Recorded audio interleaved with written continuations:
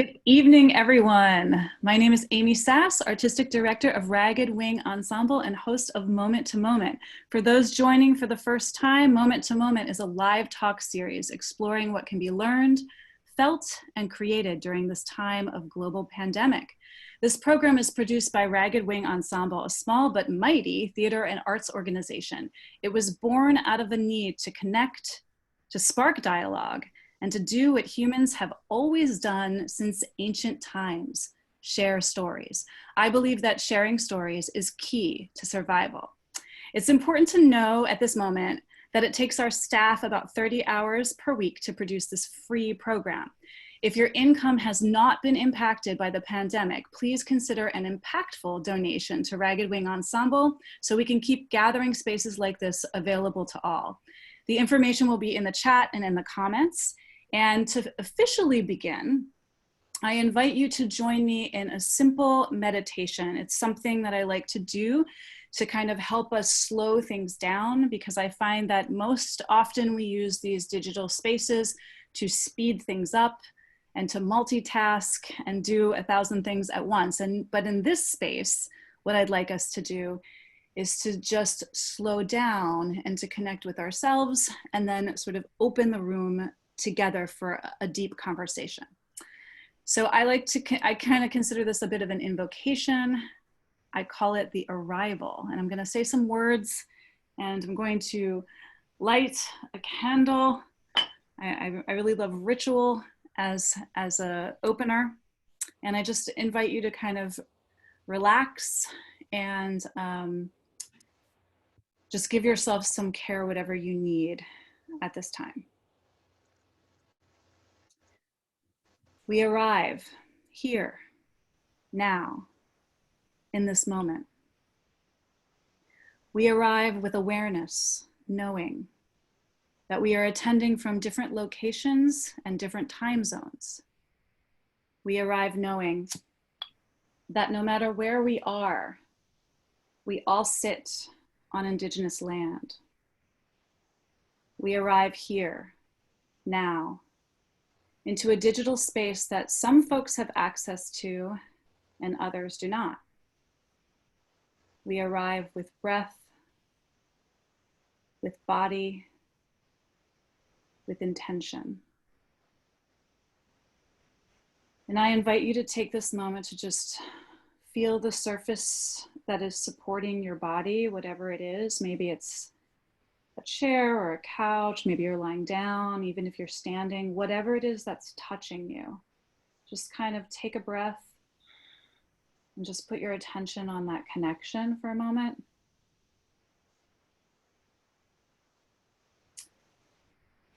And then take another breath and just allow calm, just invite calm to sort of settle into your cells.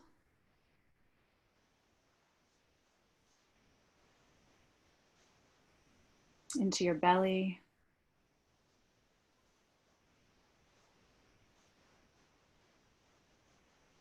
Your chest.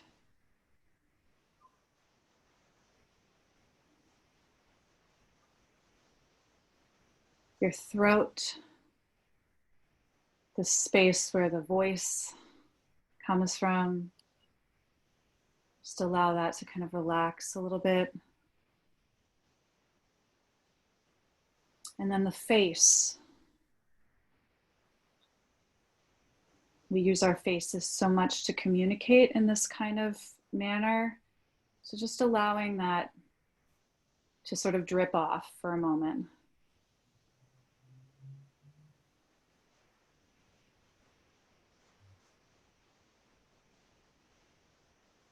And then your head, like this hard thing that sits on the top of our bodies.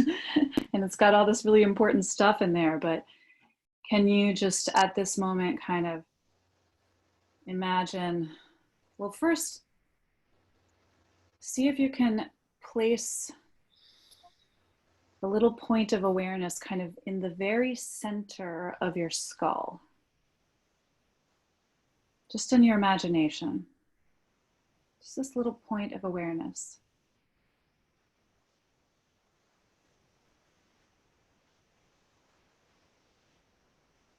I like to imagine it as a little pearl, or a little pearl that's sort of made of light.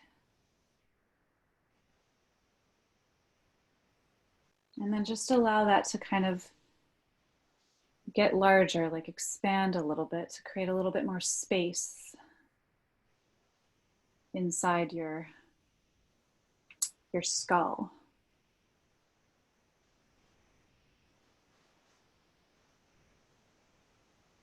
And I find that the digital space is such an interesting one because we can connect over land masses and across oceans in this space. But so it's sort of vast in some ways, but it also has this quality of like condensing our image into these tiny squares. So I'm just kind of inviting us to sort of feel the bigness, the vastness for this moment, for this breath.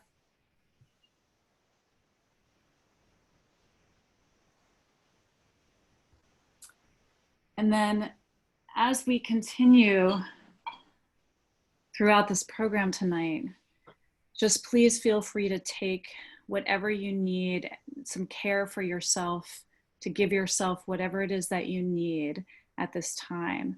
We're going for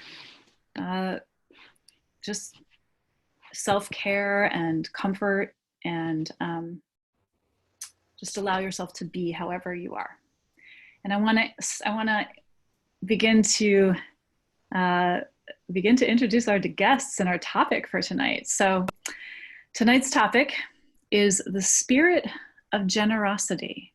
And I have this really unique team tonight because they are a mother-daughter team. And their names are Les Morones and Carolina Morones. And I'm going to introduce each of them individually and just tell you a little bit about them before you get to officially meet them. So Carolina is a theater artist, educator, and community activist. She focuses on telling stories that empower through poetry and movement. She's worked with the Oregon Shakespeare Festival, Word for Word, Z-Space, ACT, San Francisco Shakespeare, all these wonderful organizations, and Ragged Wing as well. And she's been the general manager for the flight deck for, I don't know, I think it was like more than a year at this point. And I'm excited for you to meet Carolina. Les is a mother of 5 and grandmother to 11. She serves as board member and leader with Faith in Action in the East Bay.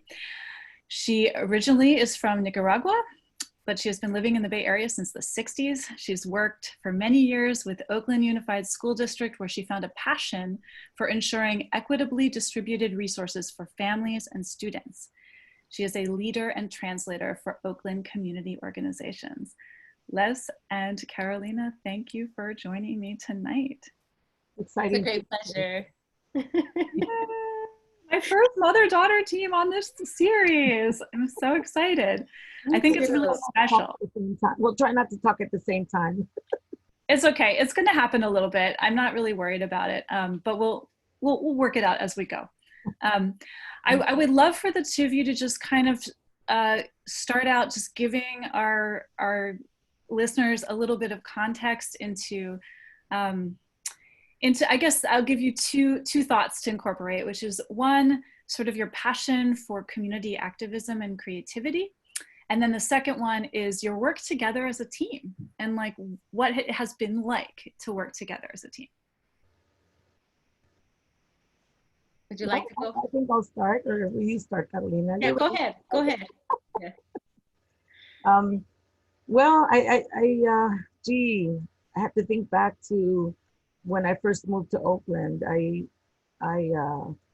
My journey here from San Francisco to Oakland, because I immigrated from Nicaragua to San Francisco, and I had all my schooling. I had 3 years of schooling from 3 years old to 6 years old in Nicaragua, in Managua, the capital city. So when I came to the States, I was 6.5 years old. So the majority of my schooling I've done, of course, in San Francisco.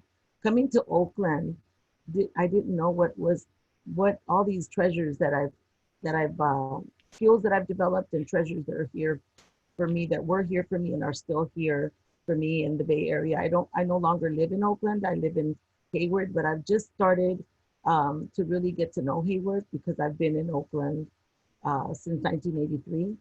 And I was expecting Carolina. So Carolina was inside of me. The genesis of Carolina. So Carolina was yeah, she was born in 84.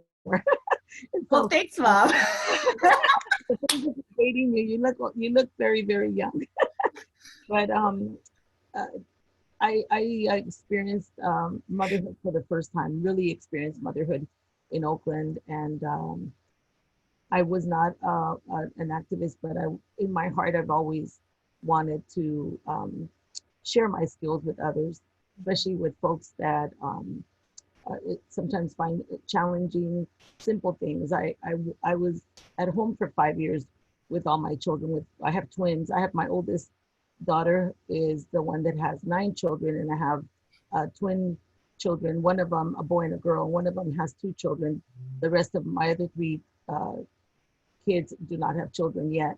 And so anyway, going back to motherhood and experiencing motherhood out here in Oakland, in a brand new city, and raising the kids and the public school system and all the experience that I had here. The first 5 years when I was at home, I was yearning so much to help out with the community. And the community that I was used to working with is my own community. The Spanish-speaking community in San Francisco is mostly Mexican. Didn't get to really meet a lot of people from Central America or from Nicaragua, because a lot of the folks from Central America didn't start coming over till the 80s. And so in Oakland, one of my first experiences was helping people fill out just on a volunteer basis, helping people with interpretations, translation of letters and documents. The amnesty program was going on in the 80s, and helping people and encouraging them not to let language be the limit there. So that was my first experience, and that's when I very much was in touch with the love to help the community. And the community that, of course, I felt most comfortable with is the Spanish-speaking community. I don't want to take up too much time, but I wanted to just let you know that was the beginning. Didn't know that later on, many years later, once I started working for Oakland Unified, I started getting to, I was in a community service position where I could help out parents. And parents has always been my passion, parenting. Why? Because I got to experience it in a new city with no car, because we only had 1 car. My husband would take his car to work, and then I would travel on public transportation or walking with 5 children. So, get in Oakland Unified, the first nonprofit organization that I was able to really experience the ability or the opportunity to develop more skills to help out folks was OCO, which is now Oakland Community Organization. Was an organization that was based out in Oakland, and it's been in Oakland for over 40 years, and just recently 2 years ago became regional, and it's now called Faith in Action East Bay, because it encompasses, the work that we do encompasses all of Alameda County and Contra Costa County. And this is the big surprise. I never dreamt that I would have the opportunity to be a volunteer or develop leadership skills within Faith in Action East Bay, although I started out as an interpreter for the organization, and I still get to interpret. It's not a full-time, it's on a freelance base type of experience. And if I start talking more about that experience, I think I'll take up the whole show. Because I've been active for about 18 years. Great. Thank you so much for that context. I mean, it's so interesting to kind of hear about,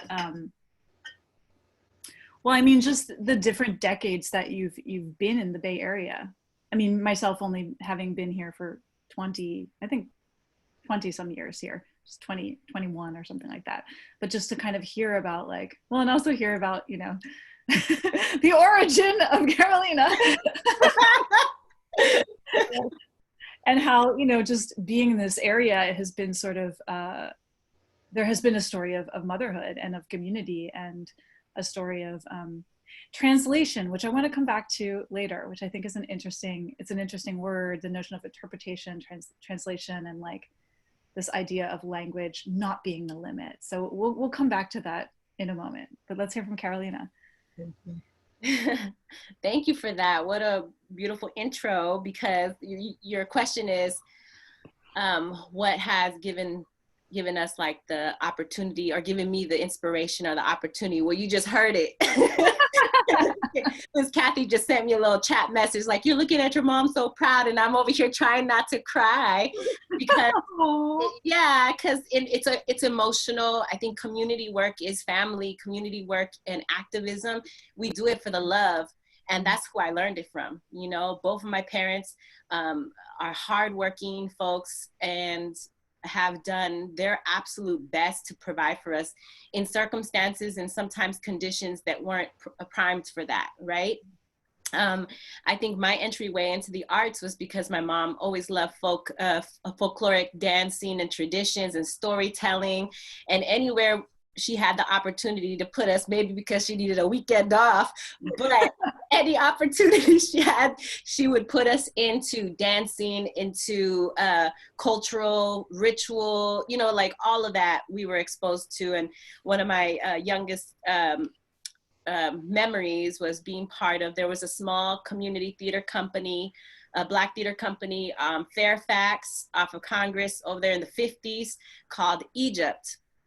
And so we would go there every weekend and take jazz dance and learn parables and performance and theater. And it was just a great opportunity to be in community, you know, and also think about who we are. And I remember one of my dance teachers, she was like performing in Carnival in San Francisco. And I was like, ooh, that sounds fun. My mom would be like, you're too young right now. Later on, and actually later on, I did do that, right? So the entryway to learning about our cultures and the diversity of that, what does it mean to be part of the diaspora? What does it mean to be parents that come from other countries, right? How do we represent ourselves and our stories? I really learned that through community theater, through art, and through the activism that I saw my mom demonstrate to us. I would just briefly say, like, anytime my mom got mad, she'd be like, I'm gonna write a letter. And she'd pull out the pen and she's like, okay, what do I need to say? So there was always, I think I use this example because it's really important when I teach students now. I think about advocacy. You know, how do we teach, how do we learn to be advocates for each other? And how do we teach other students to be advocates?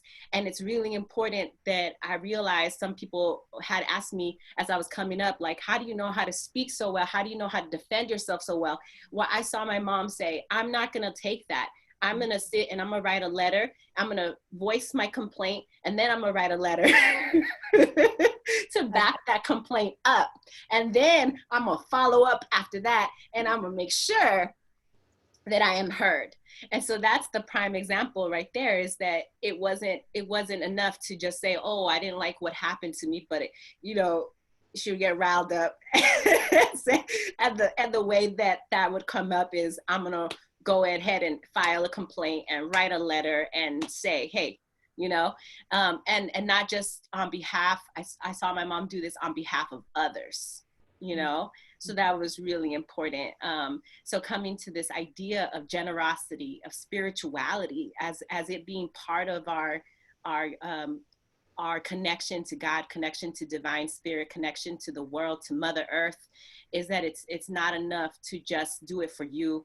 But when you see the opportunity, you see someone on the ground, you see someone hungry, you're gonna pull out what you have in the car and hand it over, you know? And my dad was very much like that. If he saw someone that needed to come and eat inside, he would bring that person or give them food too, you know? And so even though, and I realized this when I went to college, that was a big culture shock.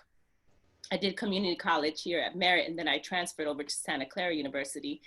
And I realized when we had to fill out the financial aid paperwork, I didn't understand where we fit on the scale of things, because my parents' hearts are so big and generous. But when I realized that both of my parents' income was less than tuition for me, in a year, Mm-hmm. I understood. You know what I mean? I understood the overall sacrifice of motherhood, parenting, and I understood what that meant overall for our family, you know? And so that was a big deal. And I would say, like, in the most quickest way, that's my foundation, you know? And then eventually we were also able to do, you know, like, the Oakland Ensemble Theater was a Black theater company out of the Alice Art Center. It's no longer there, but that was a theater company I participated as youth, starting at the age of 13, 14. And then I went to Oakland Tech, and I continued working with them throughout that time. And that was another opportunity to explore HIV and AIDS. And someone told me this one time, because later on in my life, I was like, wow, how do I look at, you know how you make those resumes and you're looking at a resume and figure it out, and you're like, I haven't done much. What am I supposed to? And someone told me, you know what, look at all the things that you have done. Like, just write them out. Don't even think about qualifying. Write them out. And I would write them out. And I realized that a lot of the work I was doing in theater, a lot of the work I was doing in as a teaching artist or whatever, it was always connected with community, you know? And like, I was doing this program when I was a teen, and a lot of what we were writing was about HIV and AIDS at that time, right? And so it was connected to that. Then I was a peer helper, and I did this, and I taught sex education, and then I moved, you know what I mean? So it's like everything I did.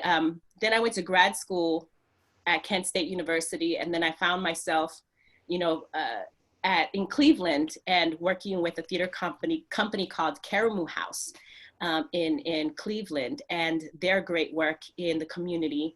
At that time, Artistic Director Terrence Spivey. So I just want to give it up to them. But it was also one of the oldest theater companies in that area, and just multicultural, and also very much about cultural representation. So yeah, I'll stop there, because like my mom said, I'll keep going. We're talkers. Great. Well, I mean, you can pause just for a breath, and then we can keep going. We can dive back in. So I mean, one of the most beautiful things about running this little series is that I'm getting to know these fantastic people deeper. And I just learned so much about you, Carolina, that I didn't know before. And it's just like, it's a beautiful thing to think about, just that sort of intersection of community and caring for one another, and then also education, and how, like, you know, and advocacy, how that has been such an important layer, you know, as part of your foundation. And then there's also this feeling of like identity, you know, and sort of how we discover and cultivate our identity, or how, you know, how that identity like gets built, you know, from legacy, and then from our surroundings, our local surroundings, and the different influences. And I think that it's really rich, the history that the two of you have. It's a very long history, as long as you've been alive. Yeah. So I'm sorry, I was going to say, Amy, you can't be a community person without advocacy. Mm-hmm. Because that's where it started for me. It started with advocacy. It was very deeply ingrained when I was being raised. My mom was always talking about, you can't think about helping yourself if you don't help others. And it's a tough balance, because I have found that for myself for many, many years, it's so easy to do things for others, and I leave myself last. And you know, it's not a disadvantage, but it's hard when you start seeing that you're leaving some things that you need to take care of for yourself, because you're so committed to making sure that you advocate for others, and that you not just advocate for them by doing things for them, but you're teaching all the time. You can't do the advocacy work that you do within community. It's not so that they become dependent on you, but it's so that you teach them. And that's what Carolina was talking about when she said I would write letters. A lot of times, you know, phone calling was the thing for me too.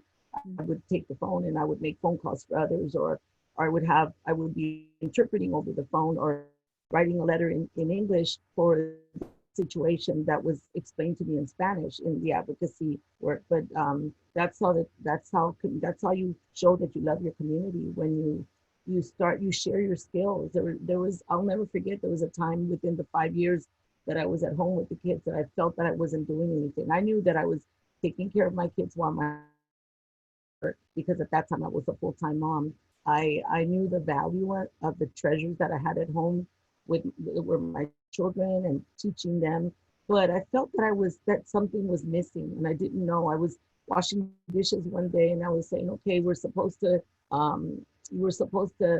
value everything we do, whether it's sweeping or mopping, doing clothes, folding, because everything is for a purpose, and the purpose is very important too. And even though we don't see it in the tasks that we're doing, but I was praying and I was like, God, I want to really use my skills, and what can I do? And then a thought came into my mind, and it was, well, your simple skills of just being able to interpret, that don't speak the language. There are people out there that don't know how to fill out an application. And lo and behold, a few days later, I met a lady who is still a friend of mine. This was back in the early 80s, mid 80s. And Carolina was already, I think, 5 or 6 years old.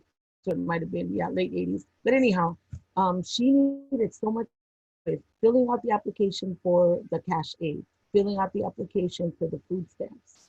After filling out these applications, encouraging her to go ahead and go for her interview. She had 4 children, I had 5. So here we were traveling on the bus with 9 kids. So you know what that was like. Wow. But it wasn't difficult for me. I was prepared to take it away, and then she'd come over and we'd have meals together. There was 9 kids at the house. And so it was just so important, and I was her mentor for quite a while, and her kids are all grown up now too, and but that gave me the strength and the confidence to know that I could be an advocate for someone else, and not just have them depend on me, but learn and encourage. I encouraged her as she was having difficulties within her marriage. And so I ended up years later, I ended up being the one who gave her husband the subpoena for the divorce. So it wasn't always wow. Easy.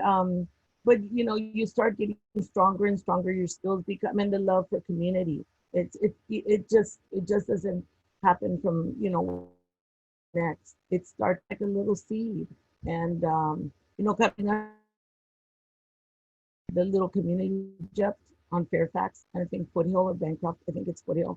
Who would pass what mom, I wasn't a single mom, but I was a mom at home. Who would pass up an opportunity? It was only $10 a week per kid. That was practically free. And then when they knew that I had 4 kids, because my youngest was too young to go, then they gave me a discount. Because I was, we only had one income. So it wasn't, I just wanted to make sure everyone knew it wasn't a fancy theater for, for rich kids or for people who had the money to do it. It was in a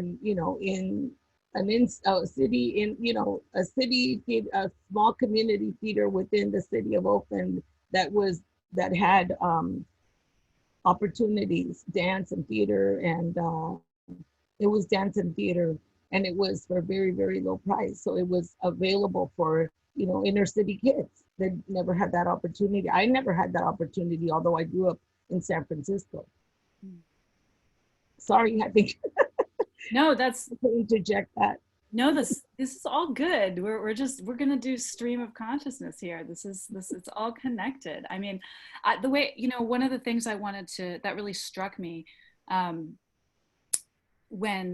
so part of how for those of you who are just joining us, part of how we develop the sort of titles and promotions for Moment to Moment is the guests do a bit of brainstorming about what is of most interest to them, what they care about. And one of the things that really struck me, Les and Carolina, about your brainstorm was this one phrase, which I've heard you say touch upon several times, Les, already, and Carolina both. But I feel like we can sort of dig into it a little bit more, which is this phrase, we are called to share our gifts. And this notion of we each, I mean, what I took from that when I read that in your brainstorm, I was like, we are called to share our gifts. I mean, it implies that from the moment we are conceived, we have gifts. There are gifts that we can give, right? Just they're inherent, they're part of our nature, and that there's something about the sharing of them that is going to somehow add to the world in some way. And so I was hoping that the two of you could talk about this notion of we are called to share our gifts, and how that relates to the moment that we're in, and how that sort of the conversation you've had with yourselves around sharing gifts, and even this notion of, you know, what you were saying before, less about like the generosity in giving towards others, and then also the generosity in giving towards oneself, and how to, like, you know, that action of doing both of those things, and sort of discovering that balance. So if either of you could jump in and expand a little bit on that thought, that'd be great. I'll just we thought about, we didn't think about it, but it was a brainstorm when we were preparing to take this invitation. I'm very honored to be here with all of you, and I felt the need to talk about the gifts that we bring with ourselves as when we're born. We come to this planet to love one another. Yeah. And this time, right now, during this crisis, and any crisis for that matter, but we're all in this crisis right now, is a time to be generous, and not to think that we don't have, but to think about all the gifts that we have within ourselves that are not dependent on money, that are not dependent, that we bring, and life, the journey of life, I feel, is well, it could be twofold, threefold, but with regards to gifts, it's right now I could just think of twofold, that the journey and the experiences we have in life are so that we can develop these gifts and have them ready to share with others, and not to share for a cost of any kind, not even to share in exchange. If the exchange happens, great, but that's not the purpose. We have gifts that we've already developed, and age doesn't matter, right? It really does, because some folks have certain gifts. I started interpreting and translating when I was 8 years old, and that's a gift, a God-given gift that I didn't know I had. But I remember my auntie, she had 5 kids, and my dad once asked my mom, I remember hearing this, why does she always come and ask Lesbia to go with her to interpret when she has 5 kids? And 3 of them, or 4 of them, actually 4 of my cousins were older than me. And he confronted my auntie. This is my mom's sister, right? His sister-in-law. And she said, because she is the best interpreter, even though she's only 8 years old, she tells the folks what I want to tell them. She tells them exactly. She's not embarrassed. She's not shy. And she represents me the way I want to be represented. And so I became her personal interpreter. And then, the word spreads throughout, the family members. I wasn't an interpreter for pay or anything like that. I was just helping folks out. And I would make calls for my mom. My mom spoke a little bit of English while she would work. I would make business calls. So that's a gift that I didn't have to wait too long to develop. I started developing that as a little kid. And my dad, as he was learning more and more English as a newcomer, because all of us were newcomers, he would always challenge me with a dictionary. And it was a dictionary. We'd have dictionary games about words. And how do you say this in Spanish? And this expression, how would you say that in Spanish? And what does this mean?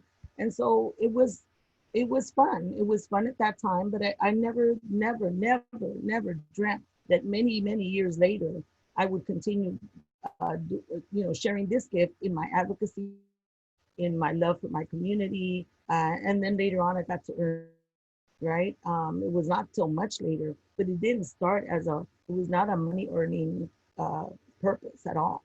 And so that's the life experiences help you develop these skills. So we should all be excited, no matter how old we are, And when we know we have a gift and we have an opportunity to, to develop it more, to grow it, because you don't know when you're going to use it.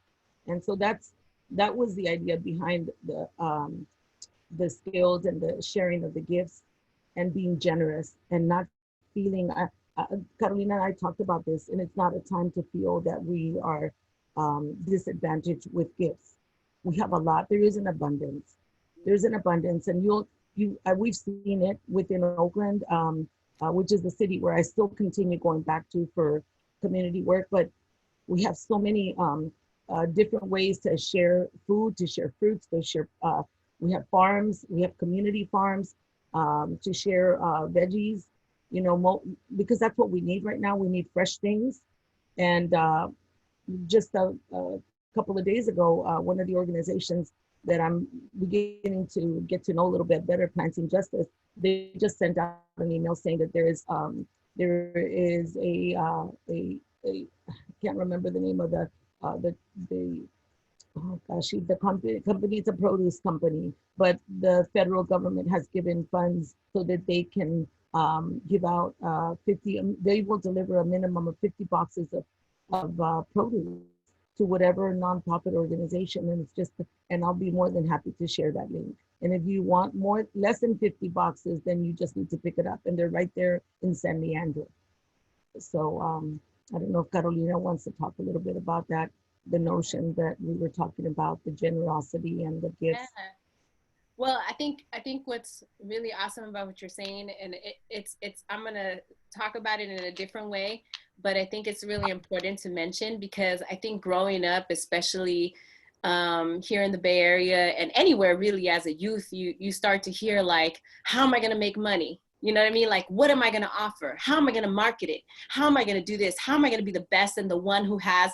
And then all of a sudden your list of figuring out what your gifts are becomes clouded by how you're going to monetize it.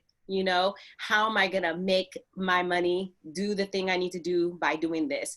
And it also starts to, you go, well, I probably won't make it doing this. So then you start to kind of shift away from your true like heart's desires and what maybe even what's inside of you, because you go, oh, but will they think people say I'm not good at that.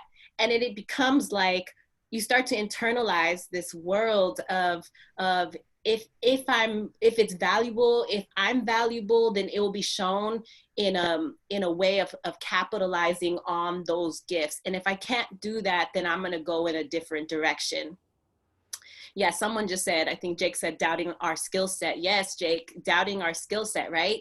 And instead of leaning into the skill set, leaning into the gifts, and going from there, I will move and allow what I need to come in. And that's like a really difficult notion for me. And I've over the last few years, I've been really working hard on the ideas and concepts of abundance, and kind of breaking down the capitalism that's been taught to me over the years, right? And in the sense of like, devaluing my skills, devaluing who I am based on how much money I can make on that value, on those skills, right? How much can I make as the bottom line versus what's my heart saying? What is it that my soul is speaking to? And as I've been breaking that down, and also sometimes saying no, right, to certain opportunities, saying that does not fit, and being brave, because it takes courage to go, hey, this company or this corporation, whatever, is paying me decently, but my heart's not in it. Every day I get up and I'm like, it's like a slow death. And then, yeah, I moved. I was working for an amazing company, and I decided to move back to Oakland 2 years ago because I had learned all I could learn up to that point, and I really enjoyed the journey there. And I met amazing individuals, great friends that I'm still friends with today. But but that time had passed. It had come to its end, and I was ready for something new. And it was hard to say goodbye. And I literally walked in and was like, here goes my notice. And it was like, well, what job are you going to? I said, I don't have one. I'm going to go take a chance on my skills, on this God-given skills I have in me, and I have belief in me. And I'm gonna go sit with my nieces and nephews, and I'm gonna go love up on my family. And my mom had already been begging me to come back anyway. Of course. It was a really hard thing to do, because sometimes we're grasping onto things. Like I have it decently here, you know, like I did this, I'm working for this company that I always wanted to work for. And yet I was like, there's more. And I was just talking to one of my housemates about this. Sometimes we feel like we're standing on the precipice of something, you know, and it's just about a leap and a jump. And it's hard to make that leap and a jump because you can't see beyond the edge of that precipice, right? Amen to that. Oh my. Yeah. And who could have seen a pandemic coming? Who could have seen the fire season we had just the last few years? Who could have seen any of those things that happened? But something in my soul was like, you need to go back. And my sister Vanessa sent me this quote. It was a biblical quote, and it was talking about trusting God. And it was saying, you want to, like, I'm going to paraphrase, so I'm going to mess it up really badly. But basically it was talking about doing things at our own will, by our own will, you know, instead of like realizing all that God has for us in our lives. And so this is a hard concept for me, because I was like, of course, but we were given free will. Like, I'm strong. Of course I am.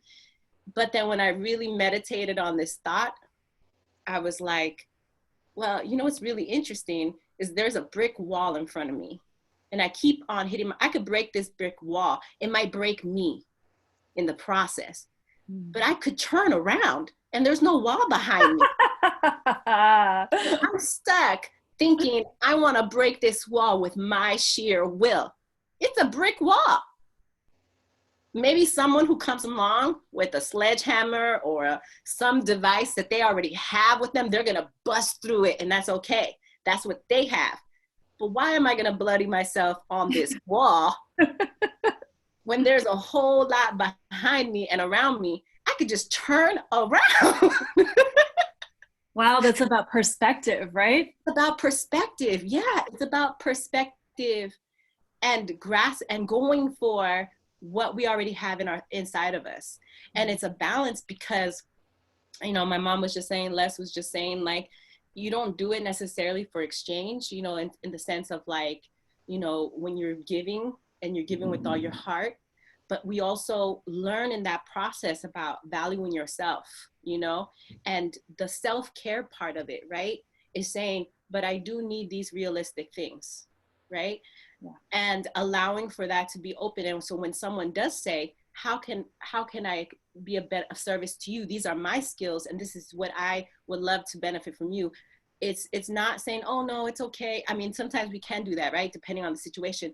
But other times it's like, help people help you. And that's something that I've written out in my journal as an area that I always want to improve on, is that I need to also allow people to help me. Because it could be a moment of pride, or it could be a moment of ego. Oh, I did this, I did, you know, to shut that down and say, I do need help with something. And if you have this opportunity, I will welcome that. Or, you know what, my value is X. This is my value. If you want to, if that sounds cool with you, if you're down with that, then that's something that will help me sustain my life, right? Mm-hmm. And not being afraid to saying, this is where that is. And I think that it wasn't until I really started to work more on a administrative management level that I started to understand how to kind of place that and value that as well. But also with the spiritual notion of, this is not about, you know, it's not about just because I should. It's because this is the reality of what I have done and the build up to this moment, and the gift that I'm leaning into, and also how that could be shown back to me. You know, I think in our indigenous Native communities, gift giving is a big thing. And I was like, I gotta stop messing with my mom, because she always comes over, she's like, got you this gift, and I'm like, and I don't think that fits you, Mom. Right? but the reality is, it's like, how do we, gift giving is so important because it's how we show appreciation. It's how we show that the person is valued, even if it's a little satchel of something. And these are the threads that go in our culture, right? In our native cultures too, is the thread of like, how do I show you that you're valuable to me and that you're valuable to the community and that you've made a contribution and that does not go unnoticed, you know? And so I think that's another really wonderful thing that I've seen from my parents and my mom, you know? Here, I have these earrings for you, you know, like, it's just like these tiny things of showing gratitude and love. And we all show it in different ways, but it's an interesting balance, that question of sharing gifts, of exchange of service, right? Of also valuing oneself and also having faith, right? Faith in one's ability to move from that place of love and respect and community values. Thanks, Carolina. Yeah, I want to, this reminds me of years and years ago when I first moved out to the Bay Area, and there was a period of time where I was unemployed for a little while. And I remember my grandmother sent me a chunk of money. And I don't, you know, I come from a pretty working class family, and she sent me a chunk of money, and I remember being like, oh, I'm going to pay this back. And she was like, no, I want you to pay it forward. And I never forgot that. And it was just this thing that happened to me at a time when I was so scared of money. I mean, I've been scared of money a lot in my life, but just that notion of like, no, like, yes, pay, like, give it forward. And that's just been interesting to me, because I feel like it didn't shift the connection between me and her. It actually like increased the connection between me and her, just because I was given permission to like give it forward in what, and the way I interpreted that was in whatever way it made sense, right?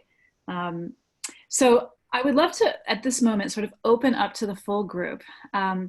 As we're doing that, I wanna just do a little reminder that if you need to hop off before we close, we'll be closing around 6:20.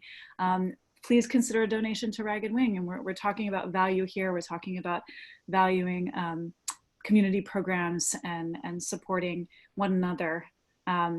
This would be a great way to express that if you are able to.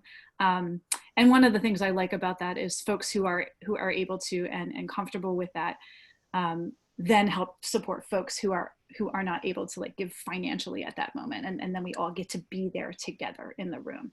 So and there's things in the comments and in the chat where you can find out how to do that. But I'd love to open it up at this point. We're going to take some comments, some questions. Feel free to share your voice with us in terms of this discussion about gifts, generosity, and the process of valuing oneself and one's community.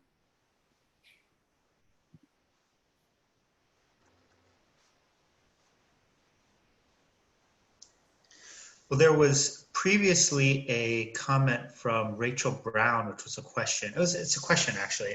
It was about, let me get to it. Oh, were you always confident in your gifts, your skill set? Yeah, you know, I'll start off just because I'm an actress and a performer, and you know, I'm gonna go to body image because I've always been thick, you know. And a lot of times this culture teaches us that you have to look a certain way, you have to be a certain way, you know, this raggedy tooth over here should be in the other position, you know, all of these things. And it makes us not feel confident in our gifts and our abilities to do things because of these very image-based, and there are realities to, is that like an actor, to casting, right? Like you're not going to fit into that, or you're not going to fit in, you know, the reality of what roles are good for you, what roles aren't good for you, like how other people see you, how other people don't see you. And so it's been a very also as a woman of color, you know, the the phases of that have changed slightly, but it's been a difficult road in terms of what people say you can or cannot do. Is very clear, even in our education system. It's one of the most challenging places to be as a person of color, where they say, yeah, don't go for that company. They're never gonna want you, right? And that's been said to me many times. And so the process of really leaning into spiritual foundations, into really leaning into gifts and saying, how can I follow that thread, has been the source of being able to be more confident in myself. And also to say, and I said this because I've had many mentors, and some of them they're all great, but there comes a point where you go, a mentor can only take you as far, because they see something and that's wonderful, but they're not in your heart, right? They don't know what's inside of you, you know? And so they take you to the limit of where they're supposed to take you. And then after that, you have to say, now I know the next leap for me, you know? And that's been my journey, because I just can't, like, I know what you're thinking and what you're seeing, but I don't believe it for me. And I thank you for it.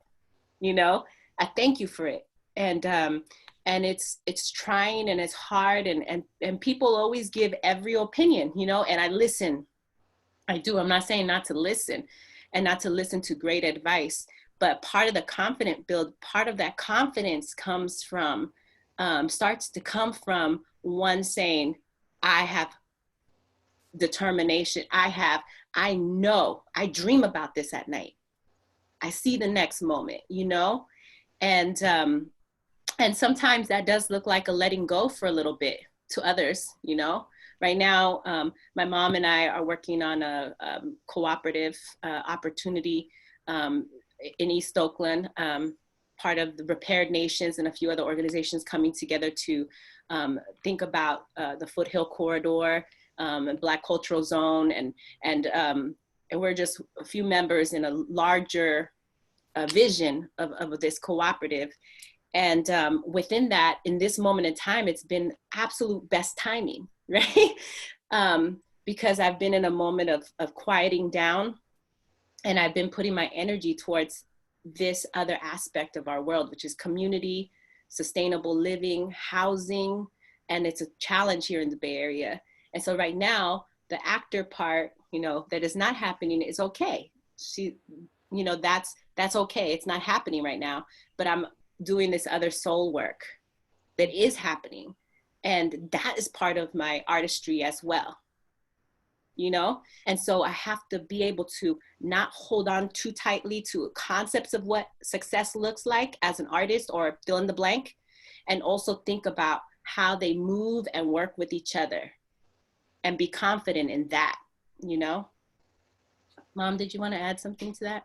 I just wanted to say to answer that question about, were you always confident in your gifts? Some of gifts, like the interpretation gift, I was always confident, but didn't know that it was I didn't consider it. I considered it a gift and a gift to give free, but I never considered it as a gift that I would use to help me, you know, to receive money. And so when that time came, I had already developed the skill and felt very comfortable with it. So that was like a double gift, right? a double, like a jackpot type of gift. But the biggest one that never leaves my heart, because Carolina talked about those things that you feel deep inside your heart, is motherhood. I never saw that coming. You would never think. I remember as a kid in middle school, when you're saying, who am I? You know, as a kid, you're walking down the street from school and you're saying, who am I? What am I going to be when I grow up? I was 12 or 13, and what am I going to be? And I know what so-and-so's doing, and I know what so-and-so, but you never see it for yourself. I went, you know, was in college, never talked about kids. I liked kids, but I never talked about having my own kids. I never saw myself as being a person who would have a husband one day. I didn't have that confidence at all. It came to a surprise. For a surprise, it was a big surprise. And having children, and having twins, and having 4 C-sections and 5 kids, it was just I don't know if I think it was my mom who really gave me that support of motherhood, but I never saw that coming. So I didn't I didn't have that confidence until it started happening. And then I took over. I guess you have to take over because you have to also be the type of person that when you get an opportunity and you see and you grab it and then you just fly. You just have to fly with it. You just have to use everything in your power. So you look for other gifts that are deep inside that make that happen. I just wanted to share that because I believe, and from my experience as a mom and being in a new city as a new mom, motherhood, parenthood, fatherhood, whether you're a foster parent or a biological parent, it's never valued enough in this culture, in the many cultures. It's just not, and in this society, it's never valued enough. So I thought I'd just mention that one.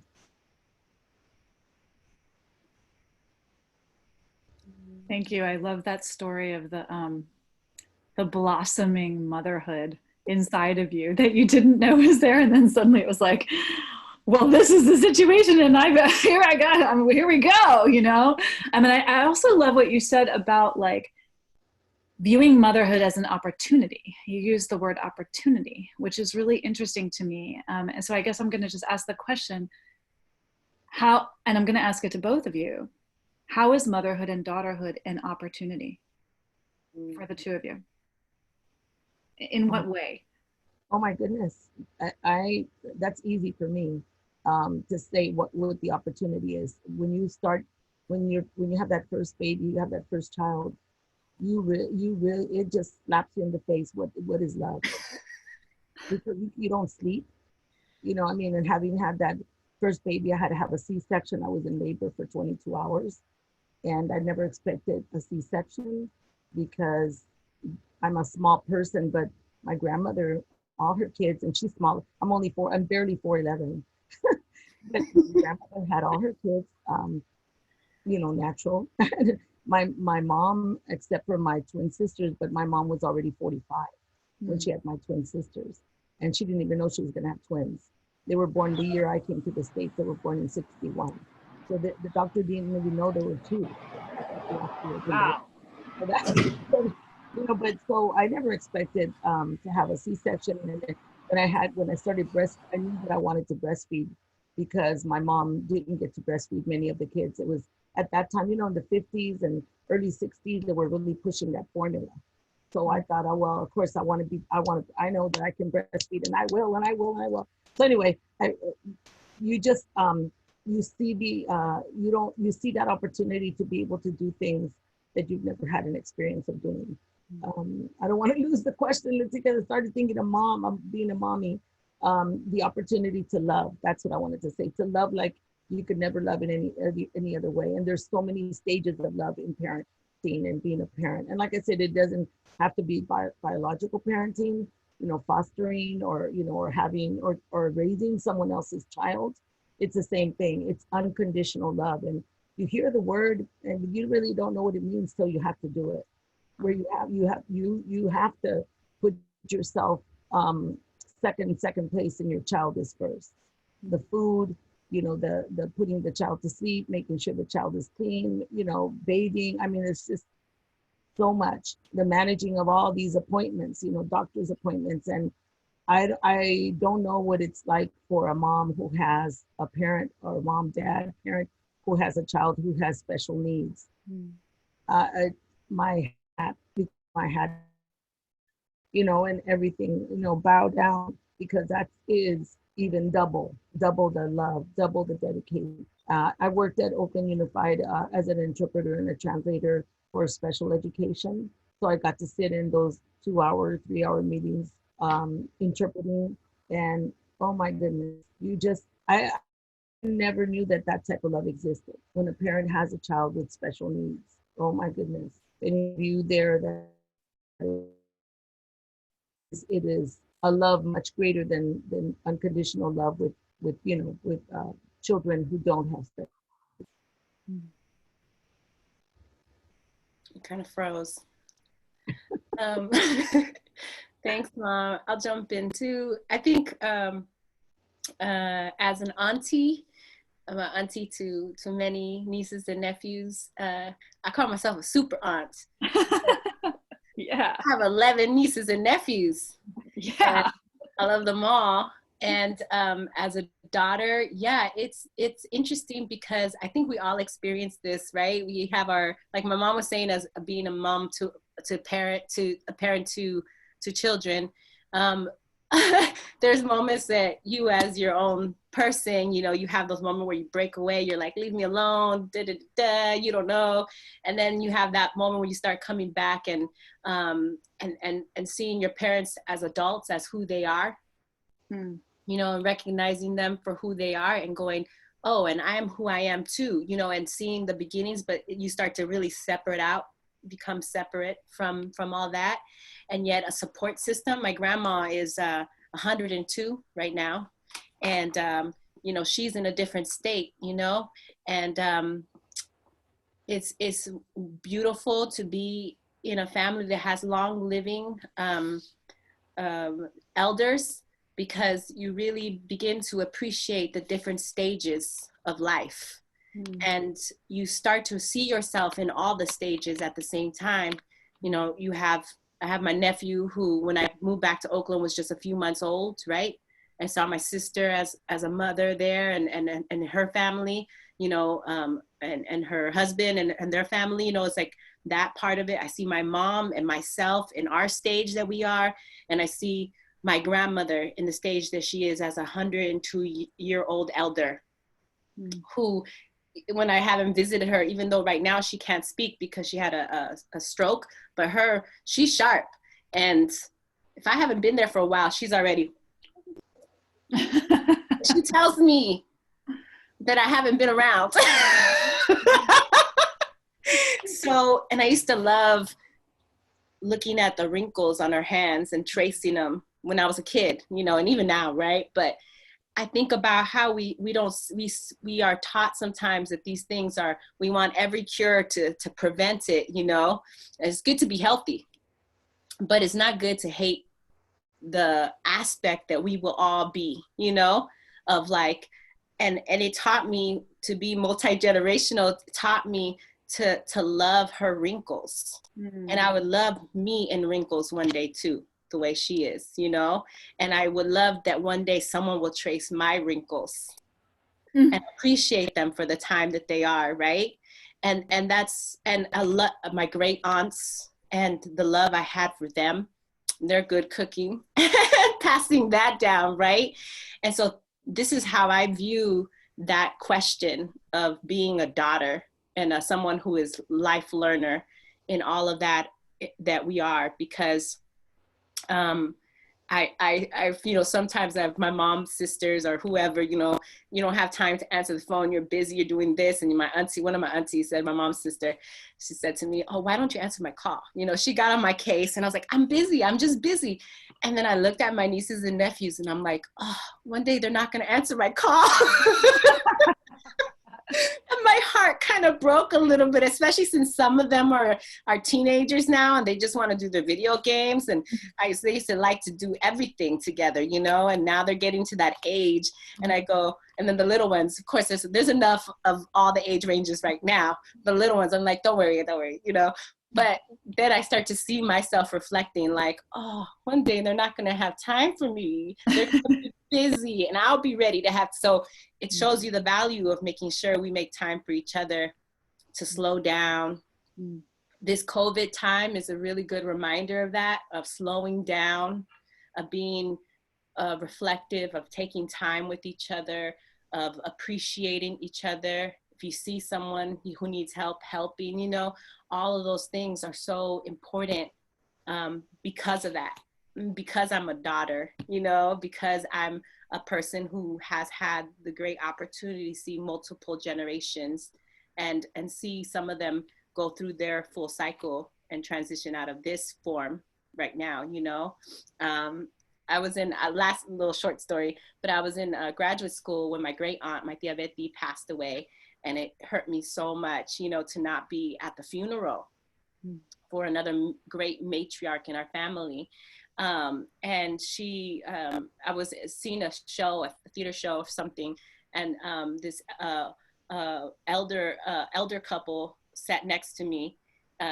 And I just looked at her. I wanted to just hug her, lean on her. And we started up this really cool conversation because I just had to talk to her. And I was trying to hold back tears. And the sweetest, they had been going to this theater for like, I don't know, 40, 50 years. And were telling me about all their love for theater and the arts. And you know, I think they were like in their 80s, almost 90s, around there. And like still trying to get out there to see a show. And I was just like, can I be your best friend? And they didn't know that I couldn't speak that word because I would have broken out crying, that my great aunt had just passed away, and their presence in the theater meant so much to me in that moment, you know, because it was the only expression I had to hold on to touching into somebody of that same age range, right? Yeah. And so it's just so important. Yeah. Yeah. I mean, it sounds like there's something sort of built into the story around gifts and generosity. And I love this phrase, Les, that you had said about an opportunity to love. Like, this is what we're talking about, that this moment, perhaps this moment, is an opportunity to continue to grow these skills of what does it mean to love, right? And to have, and that generosity kind of is part of that same energy of love, right? And I, you know, this sort of the wrinkles on the hand, and the sort of one day, you know, somebody will trace my wrinkles. Well, first of all, that's just beautiful, and we should talk about writing a play. But secondly, about this whole thing. Well, my tia Betty sent in a dream after she passed. She visited my mom in a dream, and she says to her, she gave her a gift, and it looked like a huge printing press, like a writing press. And we were trying to figure out for so long, what does that mean? Wow. And this past year, I got an opportunity to start working on a draft of a play with SF Shakes. And so, yes, playwriting. I guess right. Tia Betty was sending me, like, write these stories down. So yeah. it's I mean, she's already been sprinkling that in the other realm. Well, that is coming through very clear from me. Like in my, like, just from listening to the two of you, I'm like, this is definitely, this is such rich content, you know, and just the notion of like the sort of the wrinkles of like, you know, one day this, you know, how is it that I'm relating to this person, and then one day people will relate to me in this way, right? That we're living in a way where we keep in mind that how we're engaging is going to come back in some way, right? And that, you know, that there's this kind of mirror of like, you know, I'm visualizing you, Carolina, right now, of, you know, being that elder for somebody else in a theater, you know, and being able to kind of provide that experience for somebody else potentially in the future. And that sense of being able to tap into one moment and look beyond it, right? To potential moments in the future. And the potential in them, right? That we have these potential opportunities that are coming, born from this moment, you know. Moment to moment. Moment to moment. Woo! Yes. Cue the jingle. We still need a jingle. I know, right? I'd like to grab this opportunity to talk about something that I don't have much time to talk about, but Sure. The reality of right now, Yes. of being in this crisis, it's that it's made it so difficult to be generous with our gifts, to be as loving as we'd like to be, because of the limitations of the distance, because we have to wear the mask, because we can't go to people's houses like we'd like to. We have to be so creative. We have it inside of ourselves, but we have to grab that opportunity to pull out that creativity. I'm so appreciative of this talk show and this opportunity here, because there is just so much work to do when it comes to generosity and sharing of our gifts. And many of us my generation, who hasn't been dependent on technology, has had to really just grabbed the opportunity. I didn't want to be left behind because I'm a person that wants to give to the community. I want to share my gifts, no matter how small. We've talked about, the gift of love and how many stages we have with different folks that we are in touch with. But it's been tough. The transitioning from the time early March, we were told, the shelter in place, and we had to deal with that within our own home, within ourselves. I feel that I'm still going through the transitioning. I still am. I'm still grabbing opportunities. I've had. I was very fortunate to have the opportunity to, to be part of a community work of the green smoothie work out of Planting Justice.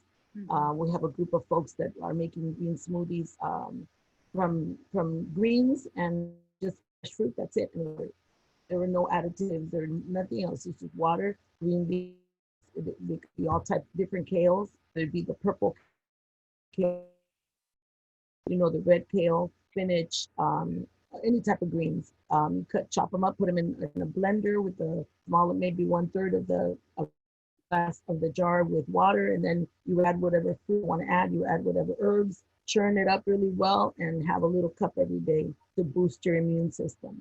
And there are a small group of us that is doing that at a school at Castlemont. We wanted to do this out and we did only do it once or twice at 100 and DP Oakland, 150 needs. But because of the location, it was very narrow out there. The owner let us be out there, but it's very narrow. And so we haven't been able to continue that. We're waiting for other opportunities to be able to go out into the community and teach the green smoothie drink. We're giving out fruits on Friday, fresh fruits out of the nursery. But what I wanted to say is the way that we share gifts right now, we have to be very creative with it because we don't have the unlimited opportunities that we had before the crisis. But we're learning, and a lot of folks are with the belief that once the crisis is over, that life as we knew it is not going to be the same. And it means differently for different folks. We have, we're also Faith in Action is working very hard on making sure that the state of California gives to the undocumented, because the undocumented folks aren't getting the stimulus and the support financially as those of us who have documents. There are so many different populations that are suffering also with the housing crisis. So there's just so much. There's just so much to do right now, you guys. There's just so much of us to give, and we can't do it all at once. But it's wonderful that we are in that position where we are grabbing this as an opportunity to love, and to love with at ethnicity, color, faith. We're here to love everyone and to share of our gifts without expecting. I think someone chatted without any expectations, and that is correct. Without expecting anything back. And loving ourselves too, because I know as a performer and like changing modalities like this, and like my sister is an actress as well, my sister Regina, and she's like, I don't feel like producing right now. I don't feel like producing anything right now. And we have to also honor that. Like sometimes it also feels like people are saying like, gotta find a new way to put everything out there. Like once again, we go back to that cycle of how do I market? How do I value? And it becomes a spiral of anxiety. And sometimes I'm just like, my sister and I were talking to my housemates and a lot of other people, and we were just saying, we gotta let go of that. If you don't feel like producing, don't produce, sit down. I mean, and love on yourself, love on ourselves. And then we find those ways through that, because I really believe that once you breathe, your mind opens, and that meditation, that time just for silence, for stillness, your mind opens and you make the connections you need to make. And then it leads to these, what my mom's saying, the generosity leads to opportunities, creativity. But if it becomes about like, gotta produce, gotta make something, we're back in that rut, right? Well, I'm glad you mentioned that, Carolina, because it's true, it could be a stressor. It could be, and this is also a time for us to fall in love with ourselves. We have the time. We just have to, we just have to force ourselves to love ourselves and to look deeper in ourselves. This is a great time to do that too. Fall in love with ourselves. Wow. That's, yeah, I mean, sometimes. Be shy about that, right, Amy? Say that again. Say that again. Not be shy about falling in love with ourselves. Right. I mean, well, I just love the way that this conversation is sort of, you know, this forming this wonderful DNA to sort of birth the new version of humanity in some ways, like you know, just, yeah, because there is a lot of work to do, and there is so much that we could get really wrapped up in fixing, right? But I think that there's a difference between fixing and loving. I think there's a difference between fixing and healing, right? And sometimes, you know, there is this balance. I mean, what you were saying, Carolina, around like to love on yourself, you know, to fall in love with ourselves. When we have that spirit, at least when I have that spirit, when I'm in love with myself, which I'm working on right now. This is like moment to moment that changes, right? Like in this moment, I love myself, and then it just goes away. Like for instance, today I was like in a state of wonderful joy. I was having this beautiful walk, and I was like, wow, I am really joyful right now. And then a few minutes later, I started like going back to like like running the sort of, what do you call it? The tape, the bad tape, the tape of the painful tape started going through my head. And I was like, wait a second, this is a habit, Amy. This is a habit that you as soon as you feel joy for a period of time, you have like a limit on duration. You don't let yourself stay in the joy for very long. You start to run the tape. And then I was like, all right, so, you know, maybe we can try to, me talking to myself, maybe we can try to extend the duration of joy. Just, you know, just extend the duration of joy. And I do notice that when, you know, that spirit is there, and when you feel in love with yourself or satisfied with your own being, that then it is so easy to give. Mm-hmm. So easy to give. It causes you to radiate those joy and light out. You know, that's a giving act. And it reminds me too of a conversation I was just having here at my house, is that sometimes we go, oh, it becomes like mundane, it becomes ordinary. And then we start tripping out because you go, well, I don't feel as much joy as I did that first day when I cried. So I need to get back up to that level of, or you think about fitness too, like we're in a society of extremes, right? Oh, I'm supposed to be sore every day. I'm supposed to be getting it every day. I got to do more. I got to do more. And then it becomes this whole thing of like unsustainable again, right? Instead of allowing it to be at a place where you do get used to it a little bit and it becomes more normal every day. It's not extraordinary. It's just the level you're at. And then eventually you kick it up another notch and that becomes the level you are at. And I'm learning, like you said, Amy, I'm breaking behavioral habits. I'm working on, I have a wellness coach I check in with because I was like, this is something I've been going yo-yo a lot, right? So what do I need to do? I found like sometimes you're pulled towards people and then you ask them questions. You go, actually, once again, going back to that asking for help, actually, I need help in this area. You know, how can I learn from you? You know, and it's been a journey of going, maybe it doesn't have to be so extreme. Maybe I don't have to P90X it, right? I don't have to do these boot camps and, you know, go extreme about everything. Like maybe it is about loving myself so tiny every day. Mm-hmm. And she's been teaching me, if you make a 1% improvement over the long term, that's great. That's huge. But we're often taught that you have to go in this extreme way that is unsustainable and causes burnout, you know? And I think like you made me think about that with self-love. Like, what does that mean? Could be so huge, you know? Like we talked about image. I was mentioned image, like image, you go, well, if I don't look a certain way, people, you know, I won't be, if I don't, we start to equate our idea of love and things in a way that's not realistic or unsustainable or harmful or abusive to oneself. Right. And those things that were, you know, the cops in our head, I guess, as some people would call it. And like, let it, like, you just reminded me, and this is the learning I'm trying to do, is to let it be mundane. Let it be every day, not just extreme. Thank you. Thank you for that. I do remember in our conversation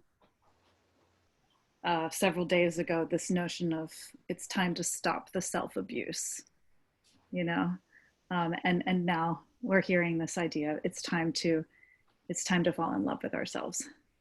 Yeah, so that we can do the work that we do need to do in this world. I want to begin the process of wrapping up at this point. We're right about at time. I want to thank both of you for giving so much of yourself tonight, and just sort of just kind of honor the sharing and the relationship that you have allowed us to sort of witness and like share in this evening. It's so inspiring. I can feel the energy, like, you know, coming out of both of you, because you have this wonderful love for each other and appreciation for each other.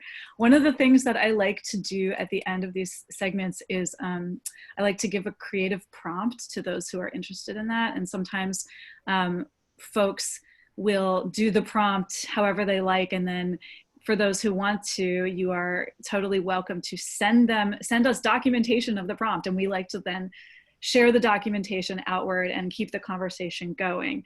And we have sango@raggedwing.org. Sango tonight will be taking these documentation pieces. If you want to take a photograph or a video or whatever, however you want to share a bit of creativity with us, you are welcome to. The prompt that I'm excited about this prompt because I didn't share it with the two of you, Les and Carolina, beforehand, but I feel like it's coming right at the perfect time. This prompt, I'm calling it practice bragging. Practice bragging. What was that? That's hard. I know. Practice bragging. So this is a 2 to 5. So I'm just going to read out the prompt. This is a 2 to 5 minute free write, or you could do it in any way you like, but I like to think of it as free write because sometimes it's nice to just sort of make a list. Try to keep your pen moving or your fingers tapping the keyboard the whole time. So you want to like eliminate the censor. So that's why, you know, we want to kind of just keep the words sort of flowing, and you want to access the wild flow. The prompt is, so these are the little prompts that I give to like have you fill in the blank, right? I have a wealth of gifts. My gifts look like, my gifts sound like, my gifts taste like, smell like, feel like. I use my gifts in this world to ... My gifts are needed because ... And then from these raw thoughts, this list that you might make, go ahead and create an image, a song, a piece of writing, anything you can grab or see or sing or use to remind you of your inherent gifts, your superpowers, and your innate value. So this is actually a tool, right, for you to have around so that you can be like, oh yeah, these are the things that like, these are my gifts. And just sort of remember that some of the things that you might even have categorized as not your gifts might actually be your gifts. And that's an interesting thing. to discover as well. So that's my prompt to folks who are interested in doing that. I want to thank both of you, Les and Carolina, for your energy, your spirit, and your work in the world, and your constant work on yourselves. It's truly inspiring. We have a link here that you can follow, and the link is going to give you information to connect with our guests tonight. And we have a tip jar for them, and they are both going to use the money that goes into their tip jar towards a charitable organization that they're going to give to. And also, if you are able, please consider a donation to Ragged Wing. We want to keep these deeper conversations alive and accessible, because this is the wisdom we are building here. And our guests tonight are they're helping us build wisdom collectively as a team. I want to plug Theater Bay Area. Theater Bay Area website is where you will find information about free webinars called The Changing Face of Theater, Creating During COVID. You will also find the Performing Artists Worker Relief Fund, which you can either contribute to or access for yourself. Next Thursday at 5 o'clock Pacific time, we have a topic called The Simple Things. And I think that this is sort of dovetailing off of something that Carolina said tonight about things being everyday, things being just integrated into the mundane, what we consider the mundane aspects of life, but they are, both mundane and extraordinary, right? So this notion of the simple things. We will have DJ and physical education teacher Nick Hernandez with us on Thursday. Nick is somebody that I've known for quite some time back in my days of teaching. And what we're going to be talking about is, how do we get back to what matters? Peace, love, joy, care. These are the things we were talking about tonight. How can we focus on what unites us rather than divides us? We'll be hearing about Nick's experience with personal commitment, shedding the drama, and the joy of music, hard work, and guilty pleasures. So thanks to both of you, Carolina and Les. Thanks to Joshua and Sango, who are helping me out tonight with all the technical needs. And thanks to everyone who has attended this evening, and those of you who are watching and viewing. May each of you be well and healthy. And I will see you next week on Moment to Moment. Bye, y'all. Thank you. Thank you for the opportunity. Thank you both.